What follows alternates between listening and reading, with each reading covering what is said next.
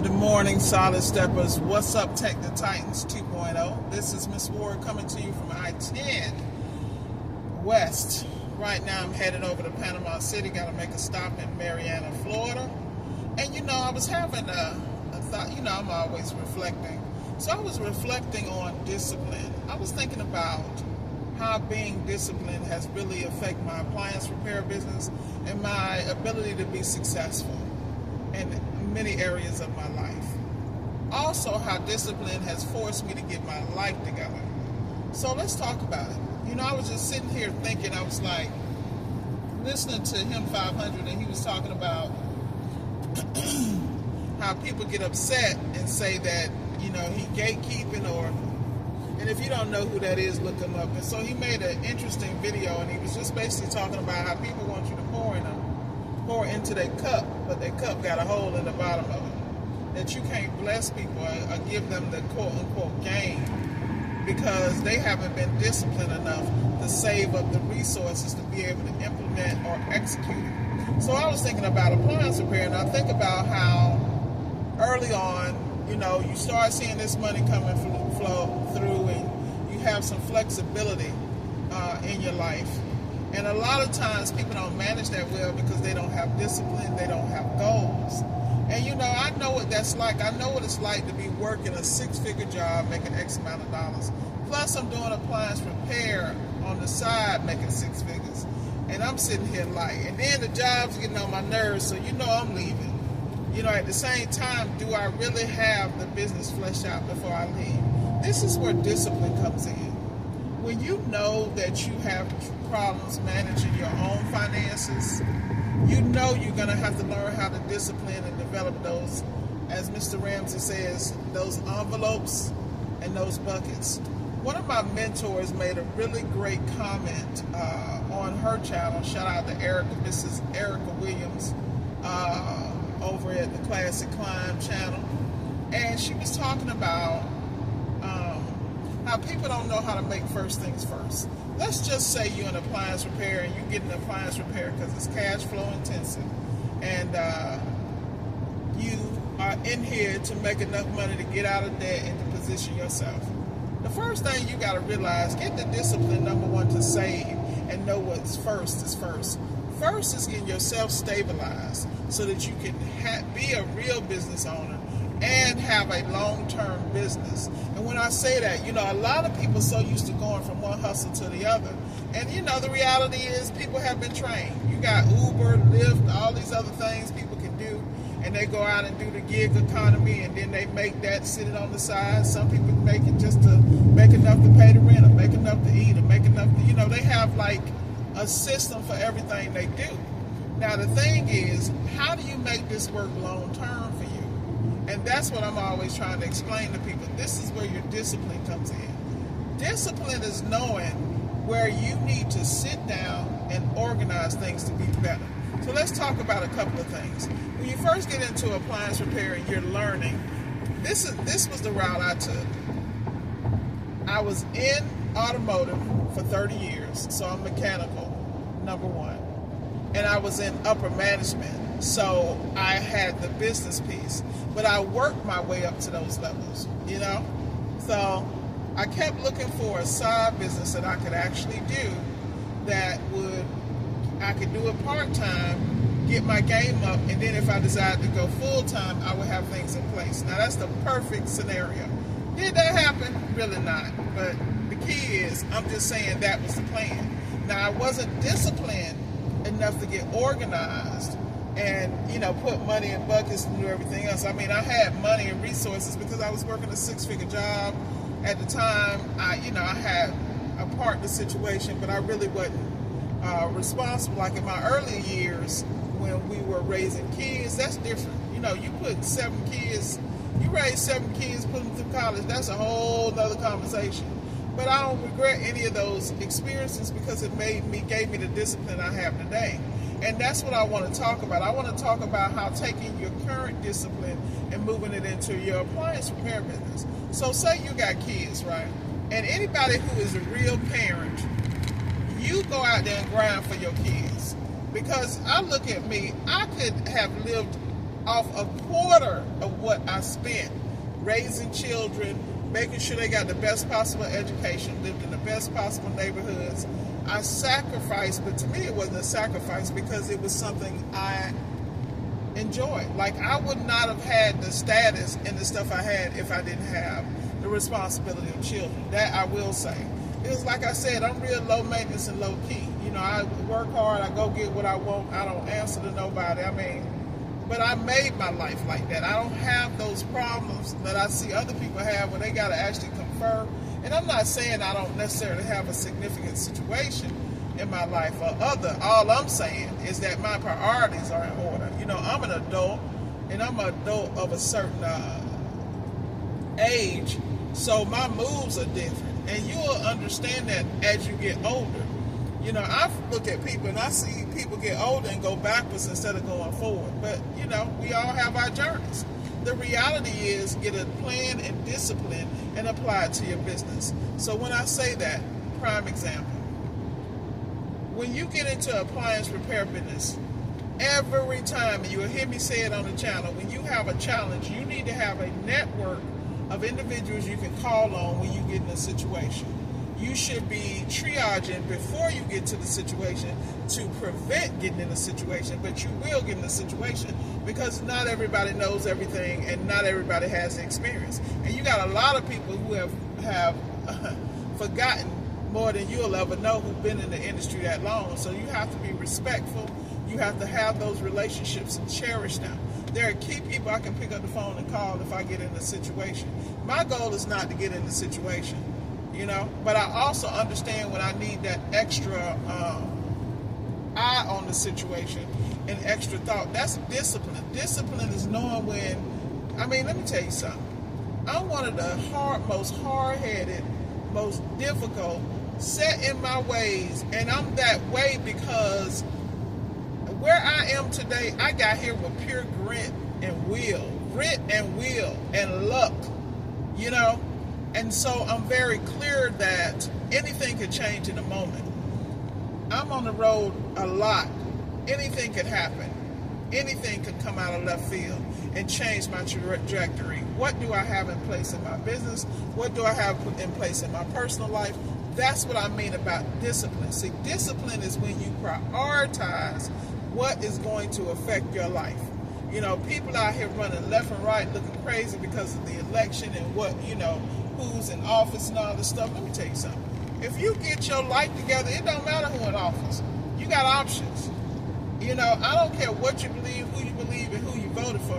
What I care about is what is going on in your life. Did you vote for you? Because if you voting for you, you focused on that. You don't have time, because think about it. I look at my life and I know it's certain things I do that if I focus on, that in itself not only will be 6 figures on autopilot, like YouTube. I'm on YouTube. I don't monetize this situation. I don't position myself in a place where I can get paid, blah, blah, blah, and live off it. Because I understand what YouTube and that focus takes. And I don't like to half-ass do nothing. That's why I create my contact. I speak from my heart. That way I ain't got to manipulate nothing. I ain't got to lie about nothing. I ain't got to figure out what I said in the last video. I'm telling you exactly where I am and what's happening in my life because this is my real life. I live this. I do this. I work on appliances. I deal with clients. I run a business. Look, my eBay store could be making plenty of money off that. I got enough product to do that. I know the fact that I have to post and I know it's a process. And that's the whole thing what I mean about discipline. You got to stabilize your business and you got to stabilize what affects your immediate ROI so that you can explore other things and invest in things. Like me, I invest in land, property, other things of that nature because those are my focuses because I understand that this money needs to work harder than me. Do I have a complete plan? Hell no. Anybody tell you they got their life figured out and they got out and they lying. It's one thing to have your year, your months, and all this stuff, and your skeleton structure in place. You know, I feel like if you truly have goals and know what you need to work on to get to the next level, you better have some plans and goals, but I don't expect it to be perfect. I'm not going to lie to y'all like that because I can't stand when people say I got my stuff all worked out and my calendar's full and all that. Well, that's great because life is going to happen. I'm trying to tell you, and life gonna keep lifing. You know, at the end of the day, you got to figure out and be disciplined enough to put things in place. Discipline for me is getting up in the morning, working out, taking all my nutrients, my supplements, what I need to take, because I notice how I perform when I don't. Discipline number 2, keep all distractions and drama out of my life. This is why I'm so removed from people and groups and things, because my focus is making sure that Miss Ward is at a level of optimal performance in business and life and any other situation that would occur, because I am taking care of myself. I am responsible for me. And I am in a country and in a place that I can do that without hesitation, without any interruptions. It depends on the moves and the steps I take. I see so many people do half-ass stuff. It's crazy to me. You know, but the key is I don't judge nobody, because I understand that most people are doing stuff while they're distracted. They're not even in their full prime. They're not even focused, because they got so many distractions that are beneath them going on. They don't even know it. When people wake up and really realize that this stuff ain't worth it, that the level of peace that you have to focus on your goals in your own life, I'm telling you, it changes. It really does. And with the appliance repair business, you cannot be playing. This business is changing on a daily, monthly, weekly, and yearly basis. The technology is changing, and you not only have to keep up, but if you don't have a solid basis for it, like myself last night, I was up at 2 o'clock in the morning looking at schematics, because I'm one of them people, I never want to not be confident when I'm doing something. I don't like question marks. I don't like, if I'm dealing with 240 volts, I damn sure I'm not trying to be guessing what I'm doing. I ain't trying to burn nothing down. I'm not, you know, and when you understand that, you know, like prime example, I went to look at an appliance, and I was like, why is this wiring not matching the diagram? Then I realized that they had switched some shit. I was like, what? And then you thinking to yourself, do I really want to touch this? You know, but those are boss moves. Those are decisions. Those are what you call executive decisions on a dime, because you have had enough experience to know, to recognize if it walked like a duck, it talked like a duck, it is a duck. And that's what I mean about that level of discipline. Most people do not stick to appliance repair long enough to reap the benefits. What they do is they hit brick walls and they turn around, or they go get advice from somebody who's half-ass doing it, who's talking about it, but they don't do that. There's no proof in the pudding. When I'm coaching people, I am really coaching them. I am walking them through these processes. I am forewarning them about other things, but I'm allowing them to make the decisions. And when they get in a situation, they know I'm a call away. Because I don't tell people what to do. I have recommendations, I review their situation, and I advise. And the reason I do that, and the other thing I love about coaching people is because when I'm coaching them, I'm expanding my repertoire. I'm expanding my boundaries, because I'm seeing things through a new person's eyes, or someone who is inspired and they're passionate about it and it's new to them, and that's a different dynamic. You know, you see things differently when you got that extra adrenaline rush from doing something that you're actually interested in. This is why I'm telling you, you have to develop the discipline to stay true to your craft, to the point that your craft will stay true to you.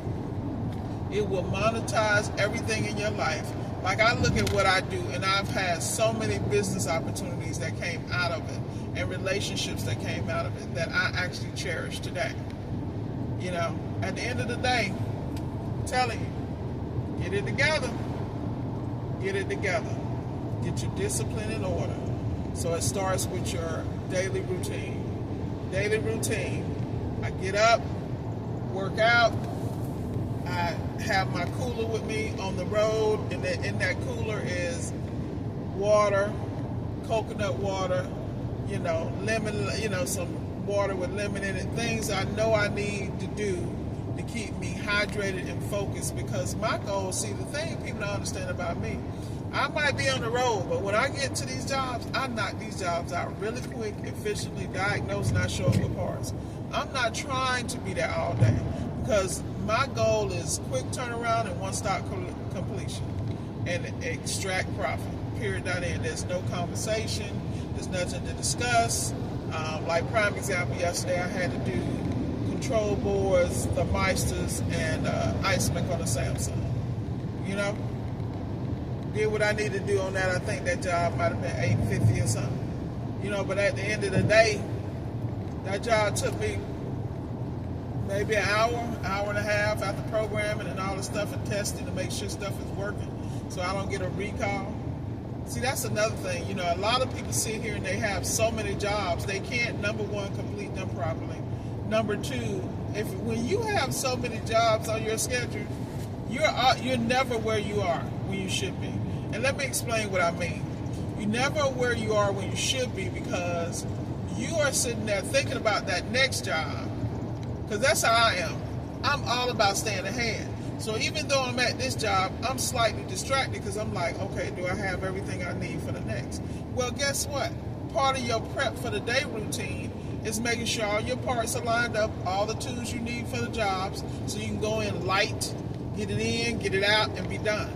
A lot of people aren't structured like that. They have no clue.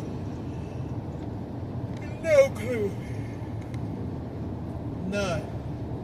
And you got to realize every step needs to be organized. Does it need to be to the T? No. But it needs to be at least to where you understand the direction you're going in, the things you need. How do you make these jobs quickly? How do you complete these jobs and collect quickly? You got to triage. You got to gather all the information. That goes back to discipline. It goes back to your systems and your standards of operation. So I'm going to walk through mine real quick. One of my systems I do is whenever I have an intake, a customer, I put them in two apps. I have one app that I do their scheduling, and I have another app that's a backup app that I program. So one, like I'll use House Call to schedule and things of that nature, but then I use Workies for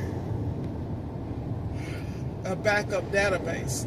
And the reason I do that is because life is going to keep lifing and you will lose stuff. And I'm anal about that. Also, I use it because I record all my calls through Workies. I understand, I think you can record calls through House Call, but they didn't have the function when I initially started using them. Because I started with Workies was my go-to, and then Workies, like every app in every business, has gone through their changes. I'm not going to bash these people because I know what it is. But when you understand what it is, you move accordingly.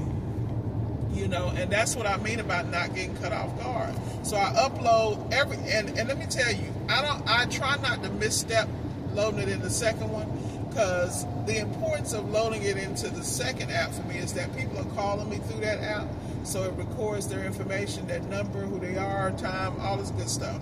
So I take the best of these apps and I merge them as a hybrid, because that's what works with me. I'm already familiar with Workies. House Call Pro's development was behind Workies. When I first got in the industry, Workies had developed a relationship with all the other people like Zoom, Gusto, like all these other companies to help service it was like a one-stop shop. And then they start, having their growing pains and things of that nature. And, what people don't understand, a startup is a startup. They're all great in the beginning.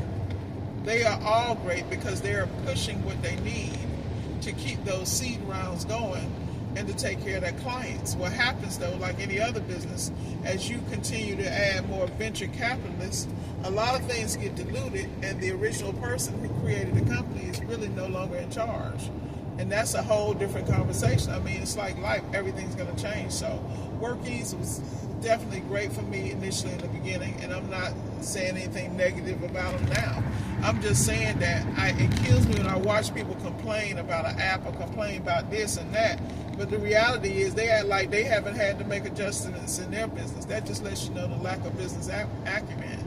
At the end of the day, every business changed. Whether it changed for the better or the worse has to do with the decisions that upper management makes. And guess what? In your business, you are management. So every decision you make is going to affect your return on investment. It's going to affect your ROI. It's going to affect your customer relationship.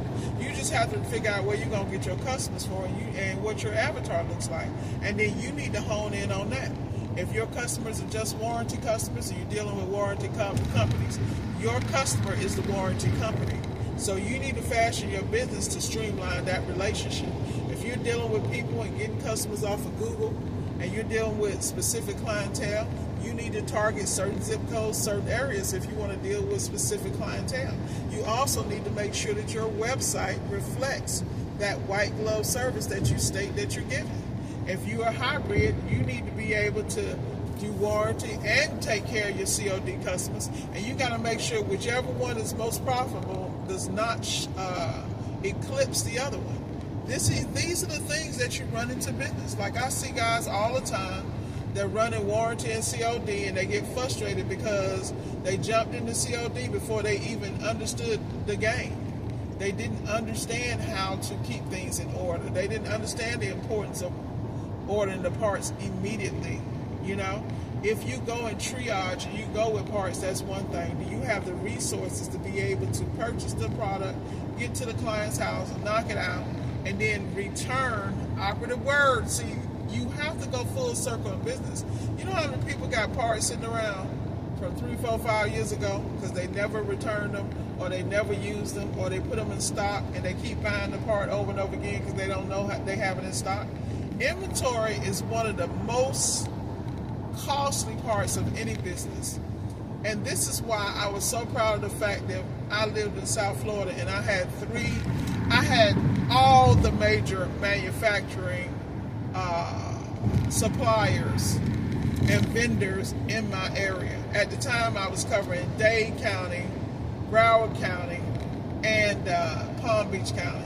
All three of them had Mark Holmes. And then I had Encompass in Fort Lauderdale or the Davie area.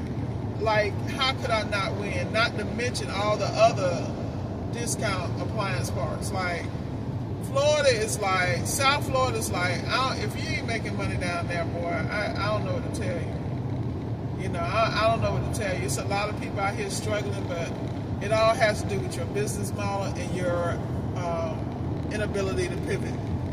Don't let it catch you slipping. Like, I just made some adjustments to my area of coverage because I already know the snowbirds are here.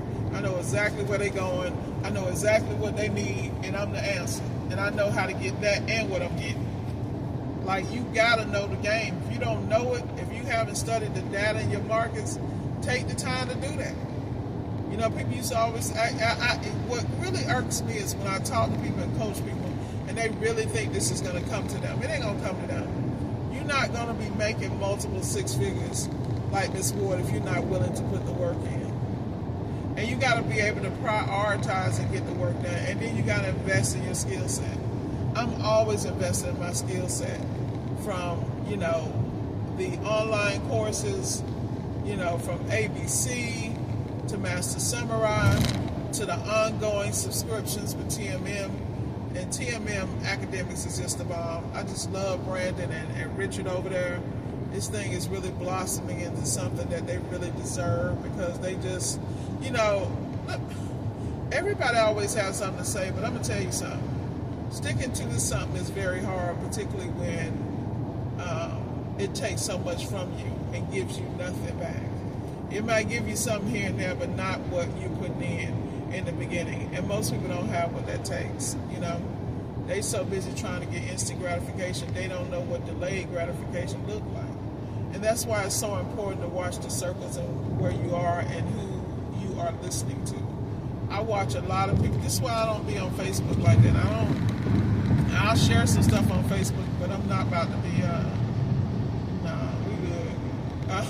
I'm not about to be dealing with some of the ignorance I see in the comments. You know, I appreciate all the guys that post advice respectfully on Facebook and help other technicians. I appreciate the people who are vulnerable enough to share their challenges and ask for advice, and who, even though people be spitting in their face at times, which is really irritating to me, they still stay humble and get what they need and keep it going. you guys are gonna and girls are gonna be successful. Just stay that way. Just understand that this is life, and that it's a lot of people out here that's damn miserable, and they rather pee in your cereal than get their own life together. That's why where they at. They're gonna stay there. You just gotta realize everybody ain't built for this, and it's okay.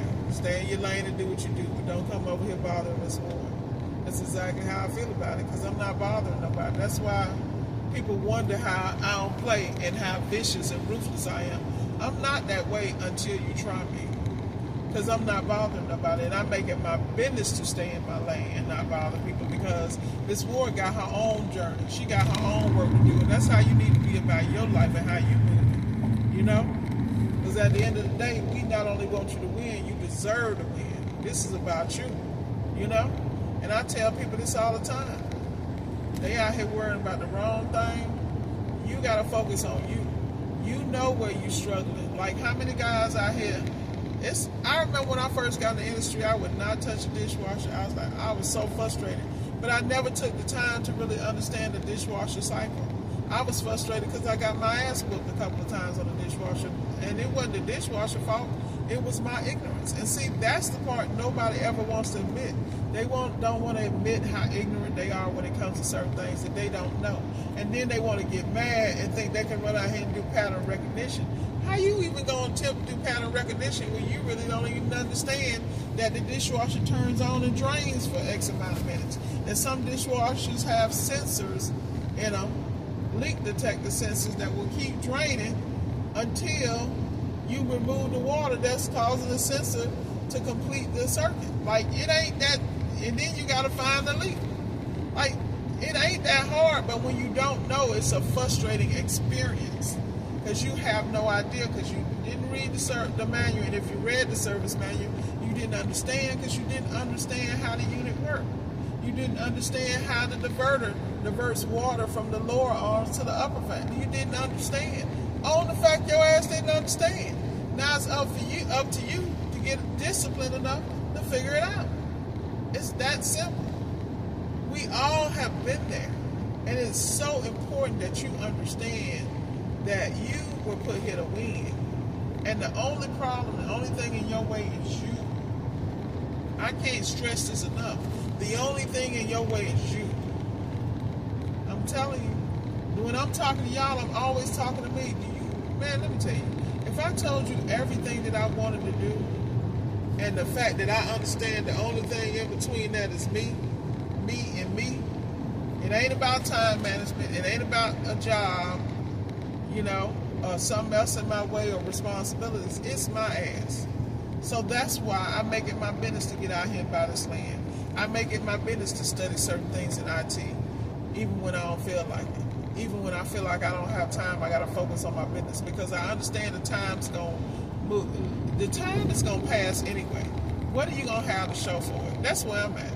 I'm on that part of my life where I need to have things not only to show for it, but things that are not only tangible, but are accessible, and that I can pull on when I need something. I need to be able to have collateral by having some lots and some land and things of that nature that I can use as collateral.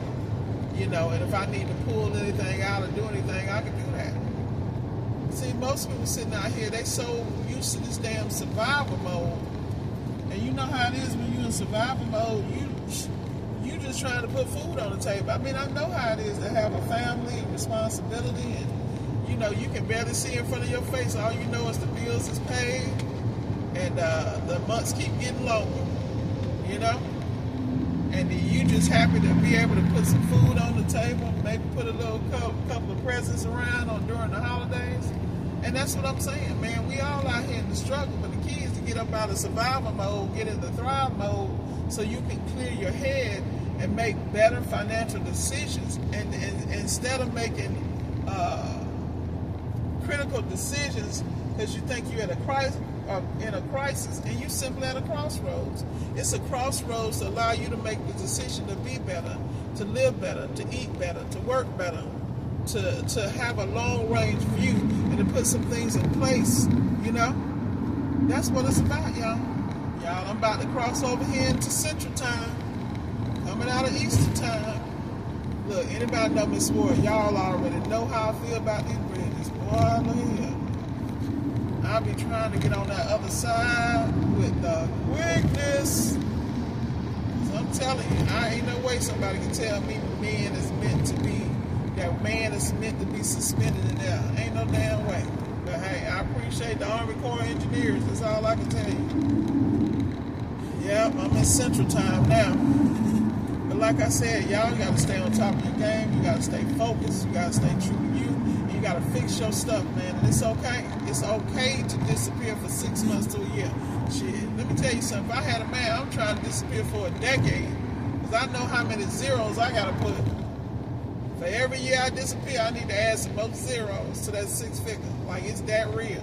And people out here playing. But ain't nothing going to be for you at the end of that rainbow.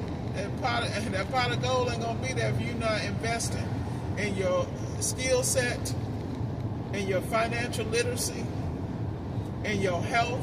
Because what does it matter to make all this and then skip the enjoy?